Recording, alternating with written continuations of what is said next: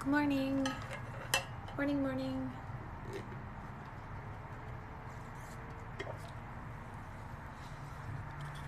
If I do this, it'll be better. Oof, my hair is looking real special. I'll make slime this evening. Right now it's book club time, but I will be making slime tonight on live. Now that I have my voice back and I can talk to y'all again. I couldn't go live for a couple of days because I had no voice. I turned into a real life Ariel, which is not great, but hey, good morning, ladies. Book club ladies in the house. Renee, look, I brought it with me. You're napping before shows? Fair enough. I bring my Renee made Rainbow Bright water cup with me wherever I go, if you will. Because it speaks to my soul. Morning, Karen. All right, so better late than never. I had to wait for my friends to hit the road so that we could have some quiet in here. You're my favorite slime content creator. Thank you so much. Emotional Support Tumblr, that's right, Emotional Support Tumblr. And I have my coffee in here. We've got all of our drinks because, you know, beverage goblin life. Who else is a beverage goblin that always has 3 things at a time? Yeah, I have, well, whatever. I only have 2 here because I'm away from home. But hey, Nissa, I haven't seen you in a minute. How are you? Y'all, so we're like suspiciously close to being done with this book, but 3 or 4 minimum. I usually have 3 at home. Here I have 2. Hi, and I'm 100% a beverage goblin. Yeah. Shira, maybe for your Patreon, you could make beverage goblin stickers. When are you heading home? This afternoon. This afternoon I will head home. I'm going to be on here for a little bit, then I need to shower and get dressed, and then, yeah, you should make us beverage goblin stickers. I would buy them. 10 out of 10 would buy a beverage goblin sticker from you, Shira. Yeah. I'm good. I missed your lives. I got home yesterday. I haven't been live for a couple of days because I lost my voice, but it's back now, so we're all good. Shira, crazy question. What if you, and you don't have to do this because obviously I'm not here to tell you what to do, but like just thinking out loud, I need to plug my phone in so that it doesn't die. What if you made a level to your Patreon? I feel fine. What if you made a level to your Patreon that was just to get monthly, John Mayer was the cure, monthly inside joke stickers from all of our lives and stuff? And like whatever becomes the inside joke of the month, you make the stickers and we pay you and we all get the stickers.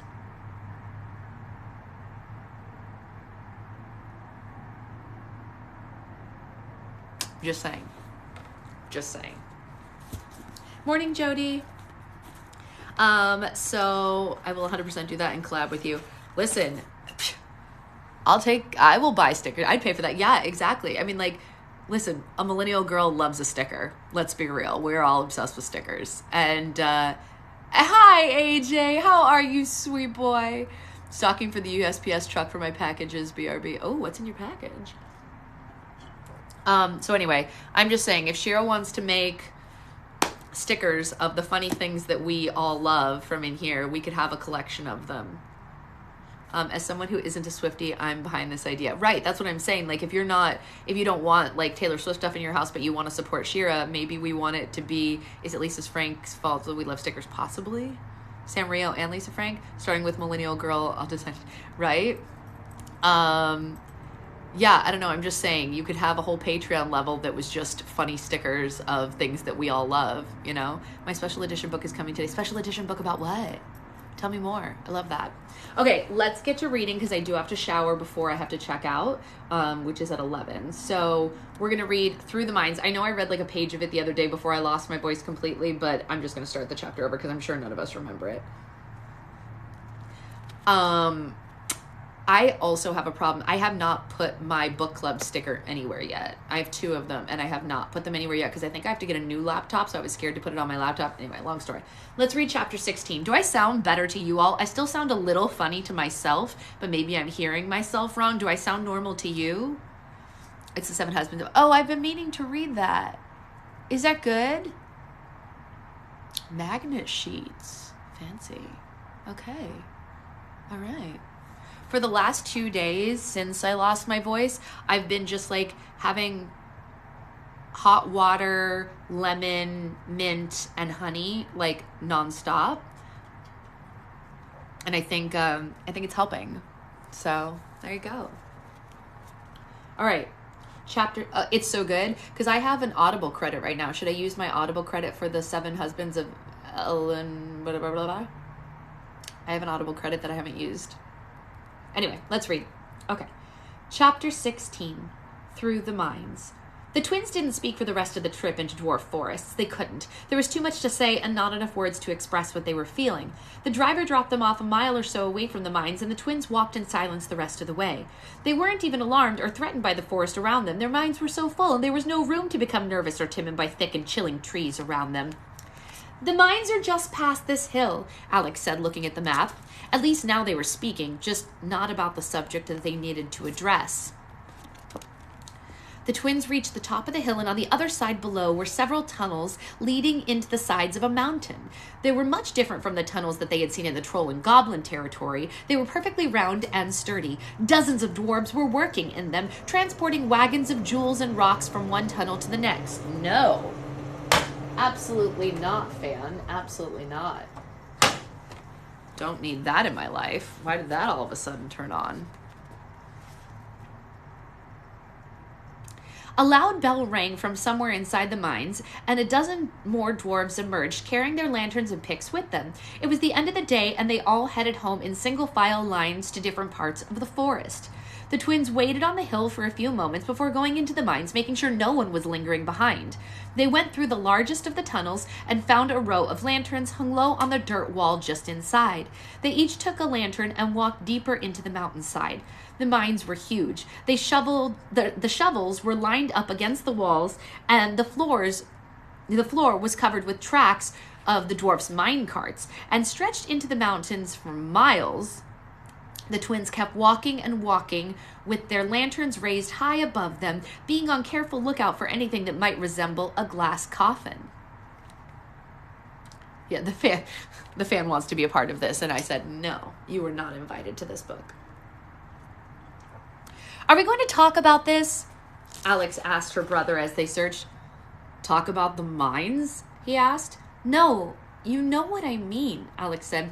I don't want to talk about anything but finding the coffin, Connor said. Connor, ignoring the situation isn't going to help anything, Alex said.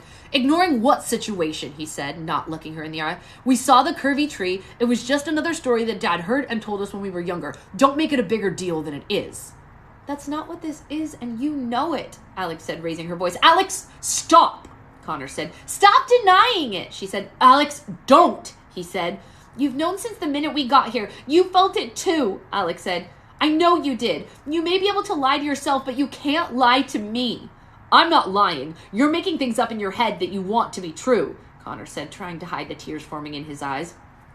All my life I felt like I was missing out on something, like somewhere in the world there was a part of something going on that I was supposed to be a part of, and now we found it. It's this place. It's a part of us that belongs here, she said with tears streaming down her face. You can't prove it, Connor said. Connor, face it, Alex yelled. Dad is from here. He's from the land of stories. Then why didn't he tell us? Connor shouted. It echoed through the mines. Why did he keep it from us? He sat on the ground and quietly sobbed into his hands. Alex sat on the ground next to her brother and cried with him. It was so much to take on, so much to digest. Maybe he felt like he couldn't, Alex said. He always said that he would take us to places that he grew up in when we were older. We were still pretty young. Maybe he thought he could tell us when we were old enough to understand. I think, hi kids, did I ever tell you that I'm from another dimension? Is going to be pretty shocking no matter what age you are, Connor said. It's such a heavy thing to confess, Alex said. He must have been waiting for the right moment. Unfortunately, the right moment didn't come until it was too late. So does that mean that Grandma's from here too? He asked. I'm guessing so, Alex said. Then how did they get into our world? There must be more than one way besides the wishing spell, Connor said. There must be, Alex said, but the wishing spell is all we've got so far, so we need to keep looking for the glass coffin if we ever want to see Mom again. Hey, Cringy Soup. This is the land of stories, the wishing spell. The twins dried their tears and continued their search into the mines. You don't think Mom is from here too, do you? Connor asked. I doubt it, Alex said. She has photo albums of her childhood. Dad only had stories. Do you think she knows? Connor asked. Did we confirm he's the one? No, we didn't confirm anything, Shelley. Yeah, it's a really good book. It's a really good book. She has to, Alex said. How could she not? They were married for more than a decade. Well, then maybe she knows where we are, Connor suggested. Maybe she isn't as worried as we thought. The twins spent another hour just walking through the mines. Connor had seen so many tunnels that he felt like his mind was starting to play tricks on him. He could have sworn that he was seeing things running around in the shadows. Did you see that? He asked, paranoid. You're just seeing shadows, Alex said. Oh, Connor said. I could have sworn it was... Never mind. The twins found a long miniature table with a few dozen miniature chairs around it. It looked like an area where the dwarfs would take a break from working. A large portrait of Snow White hung on the dirt wall behind it, and a glass coffin with rubies and diamonds sat against the wall underneath it. Bingo, Connor said. He used a pick that had been left on the table to pry a few of the jewels loose from the coffin and place them in Alex's bag. He could see where a few had already been taken before by others. Well, that was easy, Connor said. As soon as he turned around to face his sister, he wished that he hadn't. Connor, Alex said, looking at her brother, who was completely petrified. Through the dim flames of their lanterns, the twins saw a dozen humongous black wolves circling them. They were surrounded by the big, bad wolf pack. The wolves growled at the twins and gritted their teeth. Stay back, Connor said, and swung a pick at them. This didn't affect them. A few of them even snickered. Are these them? One of the wolves said. Yes, another wolf said. We've been tracking their scent for days. Hello, children, said Malum Claw, creeping towards them. I would say, nice to meet you, but I can tell from your smell that we've crossed paths before. Please don't hurt us, Alex said. She was shaking with fear and clutching onto Connor. Can we at least eat their limbs? Another wolf said. She doesn't need their limbs, does she? She? Alex said. Who's she? We agreed that we would bring them to her unharmed, Malum Claw said regretfully, looking towards the twins. You're coming with us. Connor, Alex whispered to her brother, what are we going to do? I've got an idea, Connor said. He placed his lantern on the ground and took a step closer to Malum Claw. Bad dog! Very bad dog. The wolves and Alex had the same expression on their faces. What was he doing? I said, sit! Very bad dog. Go to your basket, Connor continued, shaking his index finger at Malum Claw. Whatever he thought he was doing, he was failing miserably and just insulting the wolves. I changed my mind, Malum Claw told his pack. You can eat their limbs. Well, I'm out of ideas, Connor said, looking back at his sister. I'm not, Alex said. In one quick move, Alex kicked the lantern that Connor had placed on the ground, and it soared across the tunnel and crashed into one of the wolves, setting him partially ablaze. The wolves rushed to help extinguish their friend. Alex grabbed Connor's hand, and they ran off further down the tunnel, going deeper into the mines. After them! Malum Claw commanded, and the remaining members of the pack chased after them. The twins ran as fast as they could. They only had one lantern left, so they were practically in the dark. They could hear the wolves stampeding behind them. Their howls were unbearably loud as they echoed down the tunnel. The tunnel began to descend, making it nearly impossible for the twins to run.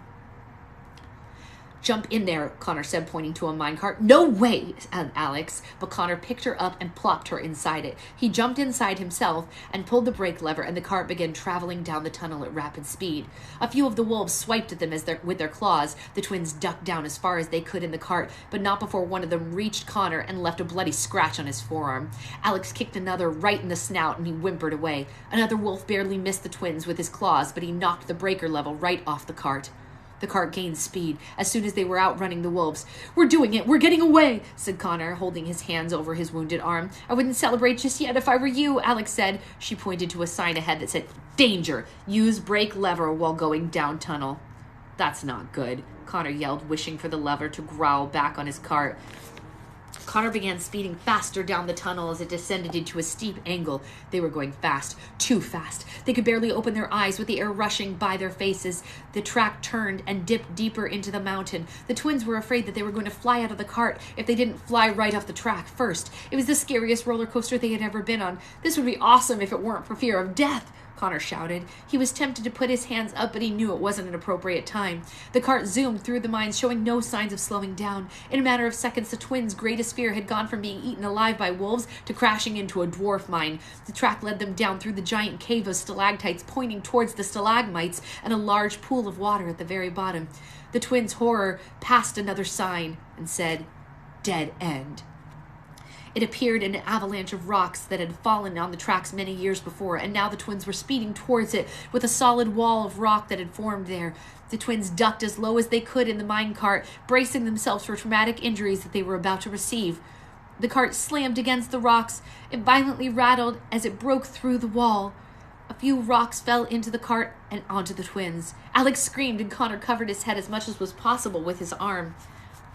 Just when they thought they were about to die, the cart slowly came to a stop. The twins peeked around the inside of the cart. They were outside somewhere in Dwarf Forest, on the other side of the mountain. I cannot believe that we just survived that, Connor said. They were pretty banged up, but they climbed out of the cart, not seriously injured for the most part. They didn't waste a minute questioning their luck. The twins ran from the cart into the trees. We've got to get out of here, Alex said. It won't be long before the wolves find us again. Who are they talking about? Who are they going to bring us to? Connor asked. I'm afraid to even... Ah! Alex screamed. They hadn't been in the forest for even a minute when they felt brutal blows to the backs of their heads. They fell right to the ground, losing consciousness slowly. Right before they passed out completely, the twins saw the face of Bobblewort the troll and Eghorn the goblin looking at them, each holding a club in their hands. The twins woke with splitting headaches. They were bound together with rope in a very familiar cart. Hey, Eghorn, look who's...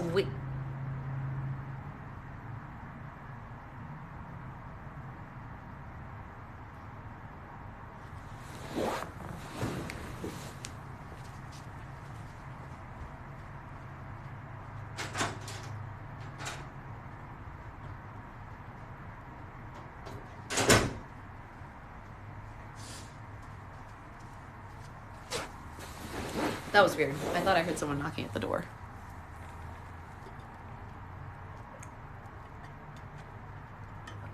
Someone's always interrupting. I know, it's true. Hey, Eghorn, look who's waking up, Bobblewort said. These little thieves have arisen, Eghorn said. The goblin and the troll were driving the exact same cart, but it was being pulled by a different donkey. The previous one had been likely used to death.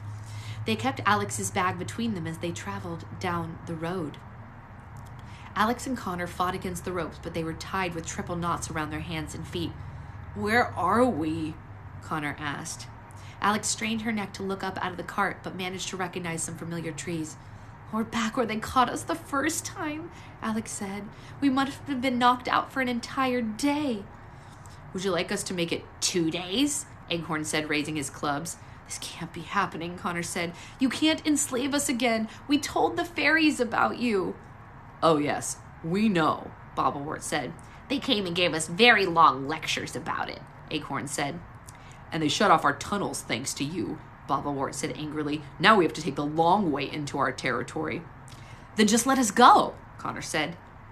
Not this time, Acorn said. You stole our king's crown while in our kingdom. According to Happily Ever After Assembly's rules, we get to bring you back to our kingdom and charge you for your crimes.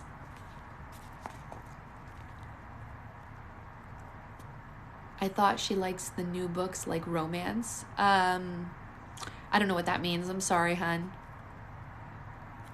Yeah, I don't know what that means. It's gonna be one heck of a trial, Bobblewort said. Every troll and goblin will be there.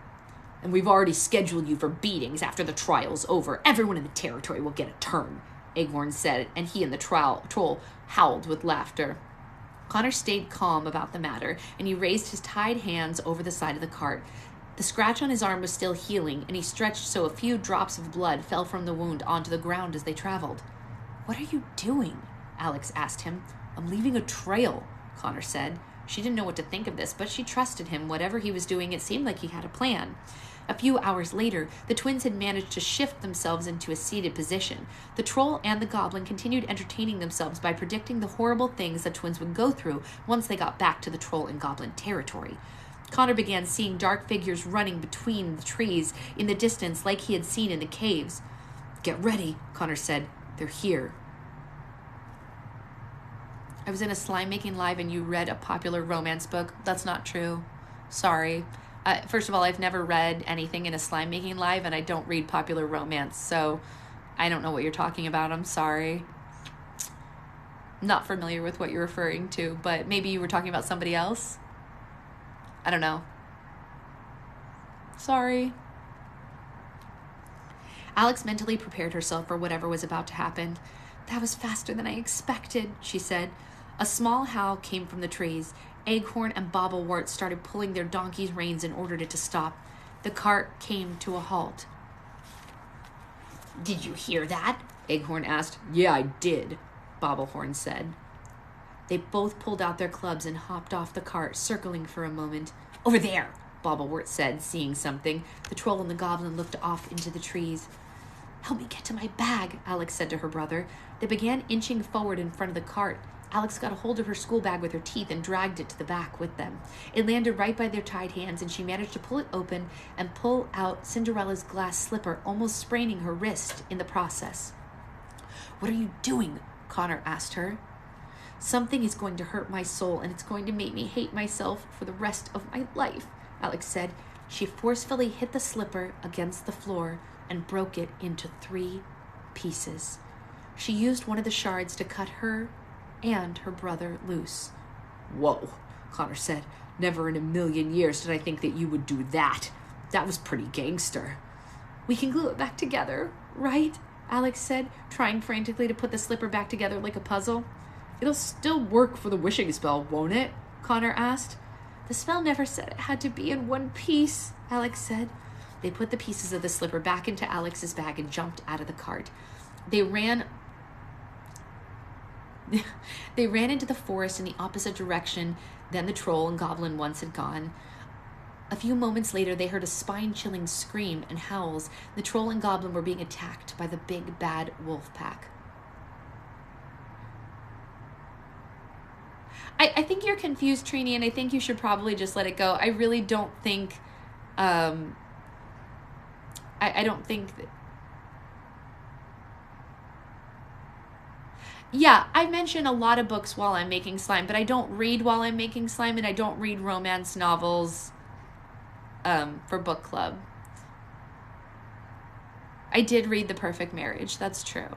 I did read The Perfect Marriage on my own, yes, but not for book club. Yeah. I think it's okay, though. I think it doesn't matter, right? It's okay. We can just read this book today, yeah?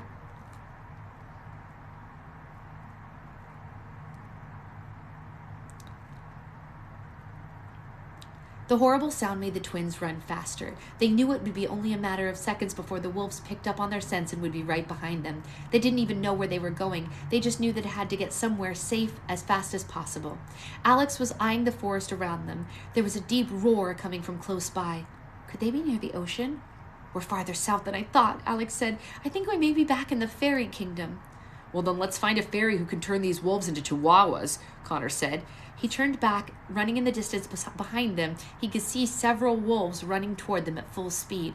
A moment later, the twins saw the wolves running slightly ahead of them, both to their right and left, gaining ground and preparing for an attack. The twins ran through a set of thick trees and then came to a sudden and jarring stop. They were standing on the edge of a very high cliff overlooking the ocean. How'd we get to the ocean so fast? Connor yelled. Look, Alex said. It's Mermaid Bay. We're somewhere between the Fairy Kingdom and the Sleeping Kingdom. Connor looked behind them. The wolves were only a few feet away from pouncing on them. Now it looks like we're going to be somewhere between death and dying, Connor said. Alex, I'm really sorry about this. Sorry about what? Alex screamed as Connor pushed his sister and himself off the cliff seconds before any one of the wolves could attack them. They were falling so fast that they couldn't breathe or hear each other's screams. All they could hear was the air rushing past them. The twins plummeted into the ocean, and the wolves stayed on the top of the cliff for a few minutes, waiting for them to surface, but saw nothing.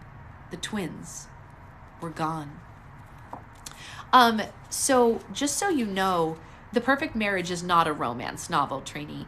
If you're looking to read a romance novel, I do not recommend The Perfect Marriage as, like, if you're a fan of romance novels and you're looking for a romance novel, The Perfect Marriage is a suspense novel.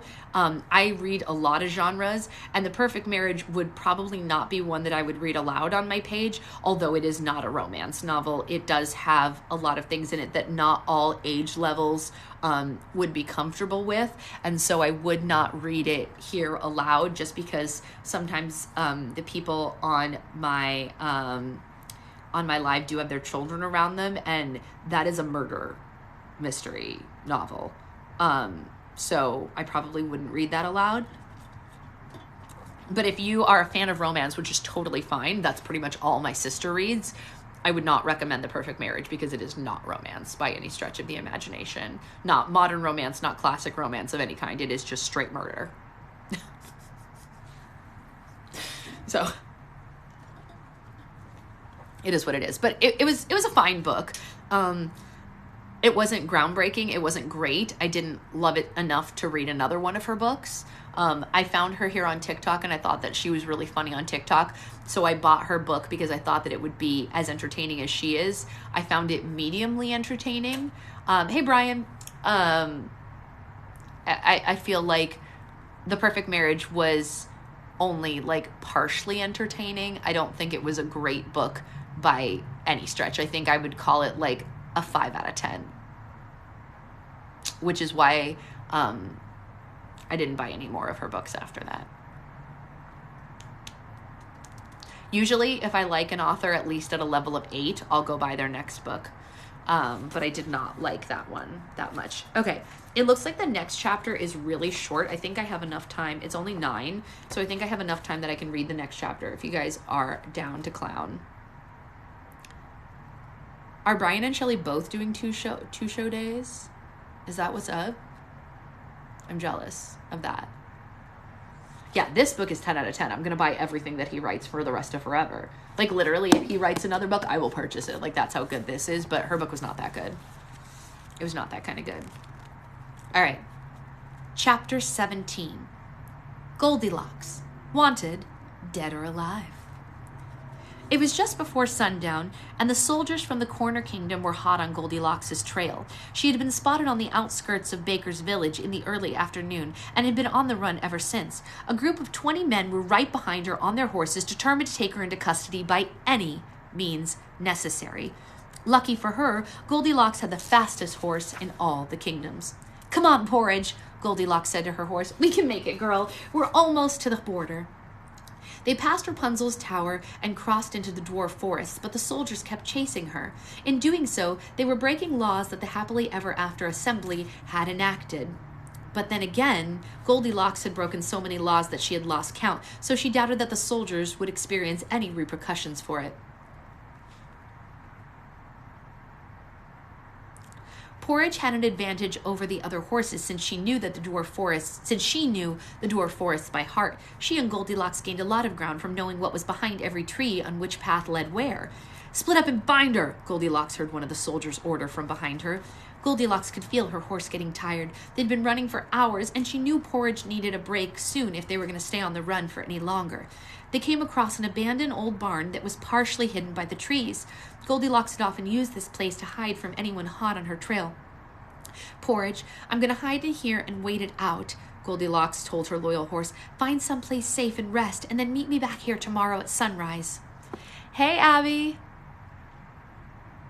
I read for different amounts of time in the morning depending on how much time we all have each day. Because it's Saturday, we mostly have a little bit of extra time. Porridge nodded and galloped away. Goldilocks withdrew her sword and approached the barn. The door was off its hinges, and it looked like someone or something had forced its way in recently. The inside of the barn was a disaster. Stacks of hay were knocked over, stables were broken into, and nothing but bits of wood were left, where there were bloodstains on the floor and walls. But thankfully, whatever had caused this damage wasn't here anymore. Goldilocks put away her sword. She wasn't intimidated by the barn in the slightest. She had seen much worse, had been through much worse, and unfortunately had caused much worse on her days on the run. She took off her long coat and her sword and began unlacing her tall boots, getting ready to settle in for the night.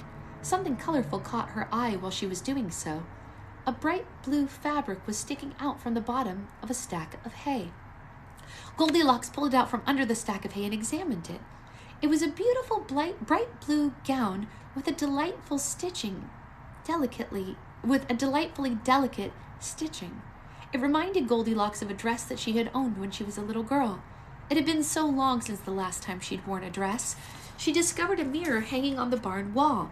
It was slightly tilted and had cracks at the bottom of it, but she could still see her reflection perfectly. She didn't like what she saw. Goldilocks was young, but she had aged so much since the last time she had seen her reflection so clearly. She was a grown woman now. Goldilocks undressed and put on the blue dress. She let her hair down and ruffled it up a bit. She wiped off all the dirt on her face with a handkerchief and looked into the mirror again. She stared at herself, completely awestruck. She had forgotten how beautiful she could be. She only wished that Jack could see her looking like this. "Such beauty, such a waste," said a voice. In the blink of an eye, Goldilocks retrieved her sword and extended it in front of her. "Who's there?" Goldilocks demanded, but she didn't see anyone else in the barn. "If only the world could see what I see now. Goldilocks, a woman feared throughout the kingdoms, standing vulnerably in a dress," said the voice. "Don't be a coward, show yourself," Goldilocks said. She turned back to the mirror, but didn't see her reflection. Another woman with a pale face in a dark hooded cloak staring back at her. "Hello, Goldilocks," said the woman in the mirror. "You!" Goldilocks said. There was only one woman in the world who could possibly have the ability to communicate from mirror to mirror. "I know you. You're the queen everyone's looking for." "Yes," said the evil queen. "We are both women on the run." "What do you want with me?" Goldilocks said. "Why do you assume I need something from you?" the evil queen said. "I've appeared to you simply to pass on some information that I've recently acquired." "Nice try, but I'm not some ditzy maiden that you can catch on cons," said Goldilocks, getting closer to the mirror. "Try giving me a poison apple and I'll shove it down your throat." "No, of course not," said the evil queen in a mocking tone. "You're just poor little Goldilocks, a girl who was tricked into thinking that she was going on a date with a boy she loved and has been on the run from the law ever since." Goldilocks stepped away from the mirror. "How do you know about that?" she asked with intensity in her eyes. "I know more about you than anyone," the evil queen said. "I know that when you were a young girl, you received a handwritten letter from a young boy that you loved named Jack. He asked you to meet him at a house a little ways out of town and gave you instructions on how to get there. You went to the house and you waited for hours and hours, but he never showed up." "How do you know all of this?" Goldilocks asked. "You became sleepy in that house, didn't you?" said the evil queen. "So you decided to go to sleep in one of the beds, hoped you'd wake to find him. But you didn't wake to him, did you? You woke to find 3 bears staring down at you and they almost killed you. You barely escaped the house alive, but the bears pressed charges against you anyway for breaking into their home, and being young and scared, you ran away. You ran, and you've been running ever since. For years you wondered how Jack could have done that to you, how he could have framed you like that. And then finally, one night, you snuck back into the Red Riding Hood kingdom and asked him. But Jack told you he'd grown up poor and illiterate. He hadn't sent you the letter because he never learned to write. Someone else did. Someone else framed you. Jack had been looking for you for years. He was devastated when you disappeared. He even climbed a beanstalk looking for you. You two have been meeting covertly in the shadows for almost a decade now. Who told you that?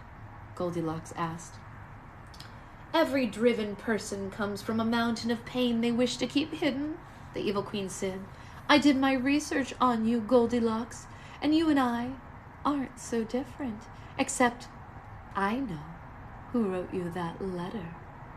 Goldilocks shook her head in disbelief. How could she know something Goldilocks had been trying to discover her entire life? And who might that be? She asked. Red Riding Hood, of course, the Evil Queen said. What? Goldilocks said. She almost stopped breathing. It's true, said the Evil Queen. The young queen has a large mirror in her bedroom and talks in her sleep. You'd be appalled at the things that she confesses in her nightmares. Goldilocks had to sit down. She didn't even feel human anymore. She felt like an entity made of pure anger. Red Riding Hood has always loved Jack, and you were just standing in the way, said the Evil Queen. She was young when she wrote the letter. She had no idea what the consequences would be. She thought that you would leave broken-hearted before the bears got home, and Jack would be hers. But she's had years and years worth of opportunities to make things right, Goldilocks said. Her eyes were staring down at the ground, but she was blind with rage. She stood up, threw off the blue gown, and redressed in her own clothes, sword and all. Well, what will you do now that you know the truth? The Queen asked. I'm going to take Red on a trip, Goldilocks said, and she's not coming back. There's only one place where she can disappear forever, the Evil Queen said, and her reflection faded from the mirror. Goldilocks burst out of the barn and ran into the night whistling for her horse. She was about to do exactly what the Evil Queen wanted, but more important, she was about to get her long overdue revenge. I didn't see that coming. Wow. Wow, wow, wow. This next chapter is pretty short too. It's only like 5 pages. I think we can do this next one. Yeah, I think you can get ready in an hour. Chapter 18, Mermaid's Message. Connor was positive he was dead. The fall into the ocean must have killed him because wherever he was, he had never been so relaxed. He felt like he was somewhere in the glorious state between asleep and being awake, a place he knew very well. His eyes were closed and he was laying down on the softest surface that he had ever laid on in his entire life. The air was cool and refreshing. It smelled a little bit salty, but he was sure he was only imagining that because the last thing that he had seen had been the ocean. He opened his eyes a tiny bit and saw his sister laying next to him. She must have died too, but it seemed so peaceful that he didn't worry about her. He couldn't have worried about anything even if he tried. He felt so wonderful that whatever he was, all he could feel was enjoyment. We must be in heaven, he thought. Connor opened his eyes wider. His vision was a little blurry, but he could see so many colorful objects moving in all directions above him. They looked human the more that his eyes adjusted. Well, they must be angels, he told himself, and went back to sleep. Just as he drifted off, a thought occurred to him. Do you sleep when you're dead? Do you feel and smell the air around you? He must have been alive after all to be experiencing all these things, but where was he? He opened his eyes as wide as possible so that they could adjust faster. He and his sister were lying in a large clamshell at the bottom of the ocean. They were in an underwater cave of sorts, but they were able to breathe in a large air bubble that surrounded them. There were coral pillars in a cave with dark rocky walls behind them and a sandy floor underneath them. They were facing an endlessly blue ocean. Swimming around the top of the bubble was a gathering of mermaids. They were gorgeous and colorful. All of them were pale, but they had long hair that matched their tails in vibrant sea colors. They were blues and greens, purples and pinks. They were friendly and waved at Connor as soon as they noticed that he was awake. Connor looked down at his wounded arm and saw a seaweed bandage covering his scratch. One of them must have wrapped it up. "Alex," Connor said. "Alex, wake up." He tapped her on the shoulder and stirred her to life. Alex said, who was in an extremely relaxed state of her own. "Mermaids," Connor said. "There are mermaids swimming around us." This caught Alex's attention and her eyes fluttered open. It took her a few moments to realize where she was and that it was actually happening. She sat straight up on the clam. "Connor, why are we at the bottom of the ocean?" "Oh, beats me. Check out this bubble around us." He noticed that the longer they stayed in it, the smaller it became as they breathed in the air. "The last thing I remember is being chased by whelves, and then you jerk," she said, remembering being pushed off a cliff. She hit him repeatedly with open hands. Hey, stop it! "It was either that or be attacked by wolves. Pick your poison," Connor said. "If we survived the fall, how did we get down here?" Alex said. "We brought you here," said a mermaid swimming around above them. She had long, soft turquoise hair that matched the shimmering scales on her tail. "The Seafoam Spirit wants to speak with you." "The Seafoam Spirit?" Connor asked. "She's on her way," another mermaid with pink hair and pink tail said. "I don't think these mermaids get out much," Connor whispered to Alex. "Here she comes now," said a mermaid of purple coloring. Sure enough, a cluster of sea foam drifted through the ocean towards Connor and Alex. It came into their bubble and swirled around before hovering in front of them. It slowly morphed into the shape of a mermaid. "Hello, children," said an airy voice from inside the sea foam. "Hello," said Alex, tilting her head like a puppy, looking at something peculiar. "Howdy," said Connor, tensing every muscle in his forehead.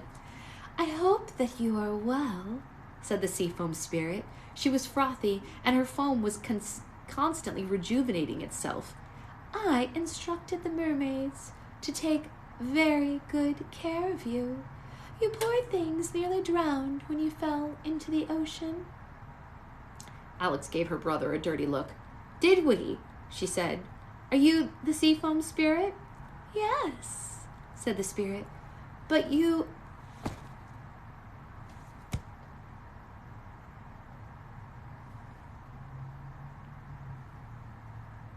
I'm going to reframe my voice now. "Yes, but you and your brother may know me best as the Little Mermaid." Alex's face lit up. This was one person she hadn't thought that she would meet in the land of stories. "You're the Little Mermaid?" she asked, completely enthralled. "Good Lord, what happened to you?" Connor asked. "I thought you died," Alex said. "Not exactly," the spirit said. "When I was turned into a human by the sea witch all those years ago, I had to marry the prince in order for the spell to last. Unfortunately, as everyone knows, the prince married someone else and my body turned into sea foam. I'm no longer a physical form, but my spirit lives on." "That's weird," Connor said. "Oh, that's wonderful," Alex said. "I was always so sad after reading your story. Not many people know your real story, and they assume you had a happily ever after." "There are many who don't," the spirit said. "And I believe you two are looking for something that once belonged to me." "I don't think so," Connor said. "Wait, do you mean the saber from the deepest sea?" Alex asked anxiously. "Do you know what that is?" "How do you know what we're looking for?" Connor asked suspiciously. "I know many things the average entity doesn't," the spirit said, "especially things that are said or felt near the water." "Swan Lake," Alex said. "We were talking about the wishing spell items that we had left to collect when we were traveling across Swan Lake. So, Miss Foamy Lady, formerly known as the Little Mermaid," Connor said, "what's the saber from the deepest sea? We've been trying to figure that out since we got here." "As you recall, I traded my ability to speak to the sea witch for a pair of legs so that I could be with the prince on shore," the spirit said. "After he fell in love with the other women, my sisters traded their hair for a knife from the sea witch. She said that if I killed the prince with it, I could return to the sea as a mermaid, but ultimately I couldn't go through with it, so I became what I am today." The knife, Alex said eagerly. The saber from the deepest sea is this knife the sea which gave you. Of course. I was expecting it to be much bigger. Yes, the spirit said. Hold up, Connor said. You went through all that for a guy? Were there not any available mermen? Perhaps that is the lesson of my story, the spirit said. And where's the knife now? Alex asked. I gave it to a man not too long ago who needed it for the same reason that you do now, the spirit said. I gave it to him on the condition that he didn't destroy it, that he destroyed it after he finished with it. Oh no, Connor said, putting his hands in his hair and pulling on it. So, it's gone? Alex asked, about to cry. Well, it's gone, but it isn't destroyed, the spirit said. The man failed to fulfill his agreement, fearing that he might need it again someday. So, where did he put it? Connor asked. It's in the place where people put things that they never want to see again, the spirit said. He flushed it, Connor said. No. Remember that place that the traveling tradesman was telling us about? Alex said. He must have dropped it in the thornbush pit. Oh, great, said Connor sarcastically. Why did he have to drop it into a cursed pit? Why couldn't he have just dropped it in a gopher hole? We're never going to get it, Alex said. If we even get close to that place, the vines and the thorn bushes will drag us to the bottom of the pit forever. Unless you have these, the foam spirit said. She extended both of her hands, and 2 necklaces, each with a golden shell, appeared in them. Wear these while you retrieve the knife from the bottom of the thorn bush pit, and the cursed plants will not harm you. Thank you, Alex said. The twins leaned forward to take the shell out of her foamy hands, but the spirit pulled them away. I will only give you these if you promise to destroy the knife as soon as you're done with it, the spirit said. The twins looked at each other and nodded. Of course, Alex said. No problem, Connor said. Very well, the spirit said and handed it over to them. Be careful, though. The shells are twins, too. If one breaks, the other shell will as well. Remember that. Why are you doing this for us? Alex asked. Why do you always ask what someone's motives are when they help you? The spirit asked. The question took Alex off guard. Because people don't really help each other where we come from, Alex said. They only do so occasionally, but it's rarely without reason. Good people are hard to find. It can't be too difficult. I'm looking at 2 now, the spirit said, which is why I was inclined to help you, and which is why I'm inclined to tell you this. You're not the only ones looking for the wishing spell. We know, Connor said. The evil queen is too. She's the one who sent the wolves after us, Alex said. Isn't she? Yes, the spirit said. She's as determined to find the knife as you are, which is why you must hurry if you're going to beat her to it. Unfortunately, the wishing spell can only be used once more. What? Connor said. Both the twins felt like someone had kicked them in the stomach. This definitely complicated matters. You mean, if she gets to the knife first, that's it? Game over? Unfortunately so, the spirit said. The bubble around the twins was almost gone. It barely covered the clam that they sat in. Their time underwater was running out. We can't let that happen, Alex said, shaking her head. We have to get to it first. We have to go now. I'll have my mermaids escort you there as fast as they can, but once you're on land, you must travel the rest of the way on your own, the spirit said. Stay safe, children.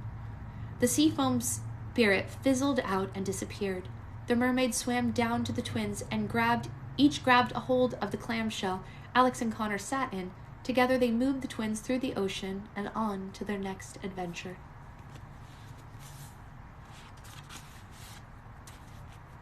Dun dun dun.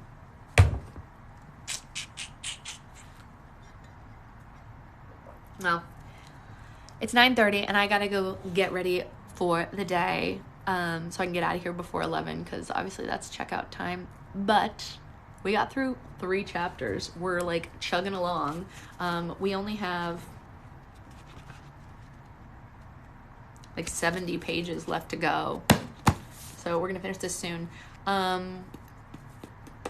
might be on making slime tonight, I think. Yeah, we could definitely finish by Monday. we'd definitely finish by Monday.